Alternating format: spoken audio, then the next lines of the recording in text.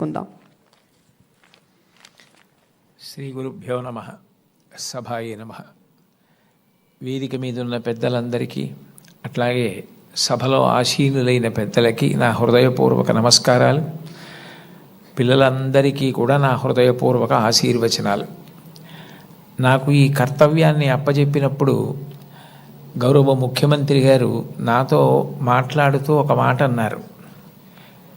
నైతికత అన్నది ప్రారంభం కుటుంబంలో ప్రారంభం కావాలి. తల్లి మాట వినడం, తండ్రి మాట వినడం, అన్నదమ్ముల్ని ప్రేమించడం ప్రారంభమైతే సమాజాన్నంతటినీ ప్రేమించడం తనంత తానుగా అలవాటవుతుంది.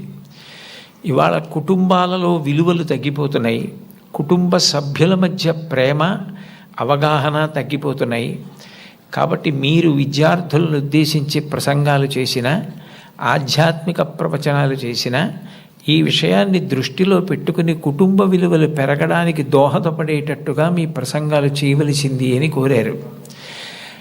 ఇది మొట్టమొదటిసారి ప్రభుత్వ పక్షాన జరుగుతున్నటువంటి విద్యార్థుల సమ్మేళనం కాబట్టి నాకు ఎవరు ఈ కర్తవ్యాన్ని అప్పచెప్పారో వారు నాకు చేసిన సూచనని నేను ఔదల దాల్చవలసి ఉంటుంది. కాబట్టి వారు చేసిన సూచనతోటే నా ప్రసంగాన్ని ప్రారంభం చెయ్యాలి అని నేను అనుకున్నాను. కుటుంబం అనేది భగవంతుడు మనకిచ్చిన గొప్ప వరం. తల్లి కడుపున పుడతాం. నిజానికి ఈ తల్లి కడుపున పుట్టాలి అని ఎవరు నిర్ణయించుకోరు. అమ్మ కడుపులో కటిక చీకట్లో తల కిందకి కాళ్ళు పైకి పెట్టి 9 నెలలు పెరిగిన తరువాత తాను విసర్జించిన మలమూత్రములలోంచి పుట్టినటువంటి క్రిమికీటకములే కోమలమైన తన శరీరాన్ని కొరుకుతుంటే బాధపడలేక చిట్ట చివరికి ప్రసవమై తల్లి కడుపులోంచి బయటికి వచ్చినటువంటి శిశువు ఒక్కసారి 6 అడుగుల ఎత్తు ఉన్నటువంటి పెద్ద పెద్ద ఆకారాలు, దీపాలు, కాంతి, దానికి తోడు మాటలు ఇవన్నీ వినపడి శరీరావయవములు పనిచేయడం ఆగిపోయి మూత్రపిండాలు, గుండె మొదలైనటువంటివి కూడా ఆగిపోయే పరిస్థితి ఏర్పడితే అప్పుడు అమ్మ తొలి దైవమై ఆమె యొక్క స్థలము నుండి కోలోస్ట్రమ్ అనబడేటటువంటి పసుపు పచ్చటి ఎరుపు రంగులో ఉన్న ముద్ద, ఒక ద్రవం విడుదలవుతుంది. అది భగవంతుడు పెట్టినటువంటి ఒక గొప్ప వ్యవస్థ. ఏమీ తెలియనటువంటి పసిపిల్లవాడు అంత భయానక స్థితిలో అటువంటి ఆకారాలు, వెలుతురు చూసి భీతిల్లిపోతే లోపల ఉన్నటువంటి మలం గడ్డ కట్టేసి నల్లగా అయిపోయి, బ్లాక్ స్టూల్ అంటారట దాన్ని, నల్లగా అయిపోయి ఆ మలాన్ని విసర్జించడం చేతకాక హృదయ స్పందన కూడా ఆగిపోయే స్థితి ఏర్పడితే అప్పుడు పిల్లవాడికి గొప్ప స్వాంతన కలిగి కే మొదలైనటువంటి విటమిన్లతో కూడుకుని మళ్ళీ లోపల ఉన్న ప్రధానమైన అవయవాలన్నీ పనిచేసి గడ్డ కట్టినటువంటి మలం బయటికి వెళ్ళిపోయేటట్టుగా చేయగలిగిన శక్తి కలిగిన కోలోస్ట్రమ్ అమ్మ యొక్క స్థనం నుంచి విడుదలవుతోంది. ఈ మాటలు నేను చెప్పట్లేదు. చాలా ప్రఖ్యాతమైనటువంటి ఒక గైనకాలజిస్ట్, ఒక డాక్టర్ గారు, రామాంజనేయులు గారని, వారు ఒక పుస్తకం రాశారు. ఆ పుస్తకం ఇంగ్లీష్లో ఉంది, మాతృదేవో భవ అని. ఆ పుస్తకంలో ఆయన వైద్యశాస్త్రాన్ని స్త్రీకి అన్వయం చేసి అసలు స్త్రీ అన్న ప్రాణి లేకపోతే ఈ సృష్టి లేదు, ఒకవేళ సృష్టి జరిగినా నిలబడే అవకాశం లేదు. తండ్రి కోట్లకు పడగలెత్తినవాడు కావచ్చు, గొప్ప అధికారి కావచ్చు, కానీ పుట్టినటువంటి పసిబిడ్డ ఆకలితో ఏడుస్తుంటే ఆ పసిబిడ్డకి పాలు పట్టగలిగినటువంటి శక్తి అమ్మకు ఒక్కదానికే ఉంటుంది. నేను ఈ బిడ్డని రక్షించుకోవాలి అన్న తాపత్రయం, ఆ తిరుగులేని ప్రేమ అమ్మకి మాత్రమే ఉంటుంది. అది కేవలం మనిషిలో కాదు. మీరు ఏ ప్రాణిని తీసుకోండి, కోడి గ్రద్దని చూస్తే హడిలిపోతుంది. అట్లాంటి కోడి తన గుడ్లని పొదిగి పిల్లల్ని చేసిన తరువాత ఆ పిల్లలు కొంచెం దూరం వెళ్ళి ఏదైనా తింటూ ఉంటే ఎక్కడ గ్రద్ద వచ్చి పిల్లల్ని తన్నుకుపోతుందో అని మెడ ఎత్తిపెట్టి ఆకాశం వంక చూస్తూ కొక్కొక్కొక్కొక్కొక్కొక్కొ అంటూ, ఒకవేళ గ్రద్ద వస్తే 2 రెక్కలు ఎత్తిపెట్టి పిల్లలన్నింటినీ రెక్కల కిందకి తెచ్చేసుకుని రెక్కలు ముడిచేసి కంఠం ఎత్తిపెట్టి ముందు నా కంఠాన్ని కోసేసి అప్పుడు నా పిల్లల్ని చెనకు అని గ్రద్దకి ఎదురు తిరుగుతుంది. ఒక కోడికి ఎవరు నేర్పారు తన పిల్లల్ని కాపాడుకోమని? స్త్రీ ప్రాణి. కోడి పుంజుకు లేదు ఈ లక్షణం, కోడి పెట్టకుంది ఈ లక్షణం, ఆడ కుక్కకుంది ఈ లక్షణం, ఆడ పందికుంది ఈ లక్షణం. స్త్రీ ప్రాణి ఎక్కడ ఉన్న లోకంలో బిడ్డల్ని కడుపులో పెంచుకోవడం, కడుపుని గర్భాలయం చేయడం, కన్న బిడ్డలకి పాలిచ్చి పెంచి పెద్ద చేయడం, అంత అవ్యాజానురాగంతో స్త్రీ చేసేటటువంటి త్యాగం లేకపోతే ఈ సమాజం లేదు. భగవంతుడి మీద తప్ప అన్యం మీద స్తోత్రం చెయ్యని శంకరాచార్యుల వారు తండ్రి మీద కూడా చెప్పల, అమ్మ మీద మాత్రం 5 శ్లోకాలు చెప్పారు.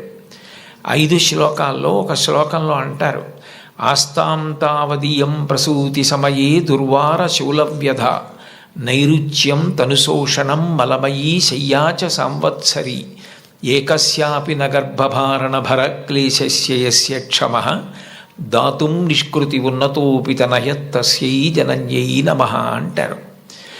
9 నెలలు కడుపు పెద్దదై వికారమును పొంది తాను వంగలేక పని చేసుకోలేక తిందామంటే ఆహారం సహించక ఎంతో కష్టపడి తాను మరణ సదృశమైనటువంటి వేదన పొంది అన్ని నిప్పులు పడి బిడ్డని ప్రసవించి ఆ బిడ్డకి పాలిచ్చి పెంచి పెద్ద చేసి ఏడాది పాటు చలికాలం లేదు, వర్షాకాలం లేదు, మంచంలోనే మలమూత్ర విసర్జన చేస్తే ఆ మలమూత్రములను తుడిచి కడిగి బిడ్డని రక్షించి తాను ఉపవాసాలు చేసి చిట్ట చివరికి అవసరమైతే పిల్లవాడు ఎంత పెద్దవాడైనా వాడికి ఏదైనా కించిత్ అనారోగ్యం కలిగిందంటే భయం వేసినటువంటి మనసుతో నా ఆయుర్దాయం కూడా నువ్వే పోసుకొని బ్రతుకని అనగలిగినటువంటి వ్యక్తి ప్రపంచంలో ఉంటే అది అమ్మ ఒక్కతే.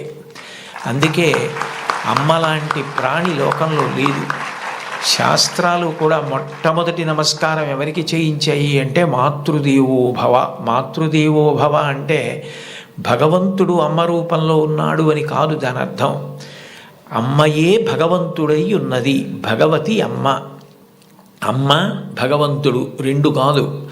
ఎందుకనంటే ప్రాణం పోయేటప్పుడు కూడా ఎక్కడ కొడుక్కి ఇబ్బంది కలుగుతుందోనని కొడుక్కి ఇబ్బంది కలగకుండా వాడికి ఏ విధమైనటువంటి క్లేశము పొందకుండా తాను వెళ్ళిపోవాలని తల్లి కోరుకుంటుంది.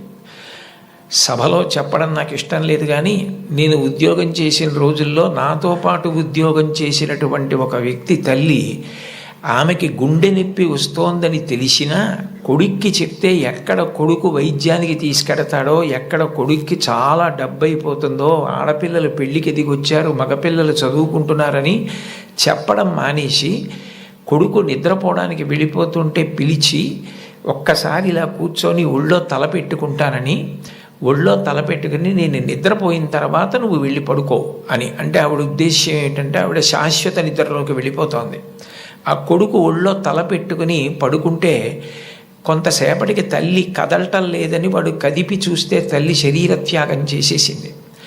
ఆ తర్వాత తెలిసింది, తన భార్య చెప్పింది, కొంచెం గుండెల్లో నొప్పిగా ఉందమ్మా, బరువు పని చేయలేకపోతున్నాను, కానీ వాడికి మాత్రం నువ్వు చెప్పకు సుమా అని ఒట్టేయించుకుందట కోడలతో. అది తల్లి అంటే. అమ్మ అంటే అంతటి ప్రేమైకమూర్తి. అమ్మ లాంటి వ్యక్తి జీవితంలో ఇక దొరకదు.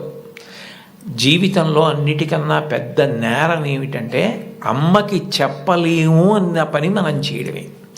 ఏ పని మనం చేస్తామో అది అమ్మకి చెప్పగలగాలి.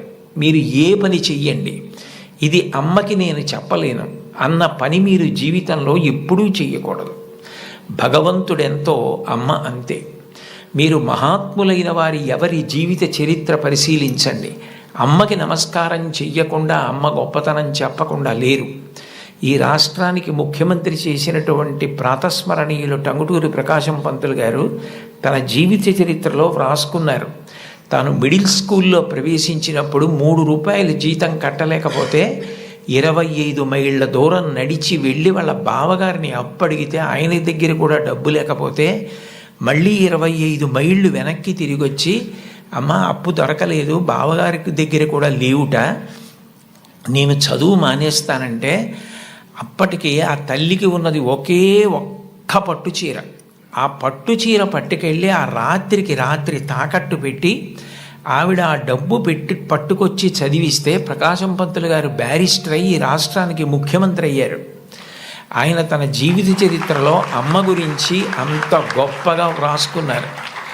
ఏపీజే అబ్దుల్ కలాం గారు, ఆయన పేరు చెప్తే పిల్లలు పరవశించిపోతారు. కాకినాడలో ఒకసారి నేను గోశాలకు వెడుతుంటే సాయంకాలం వేళ పిల్లలు స్వచ్ఛందంగా, అదేం ఎవ్వరూ నిర్వహించింది కాదు, వాళ్ళంతట వాళ్ళుగా బయటికి వచ్చి కొవ్వొత్తులు పట్టుకుని ఎడుతున్నారు కొంతమంది.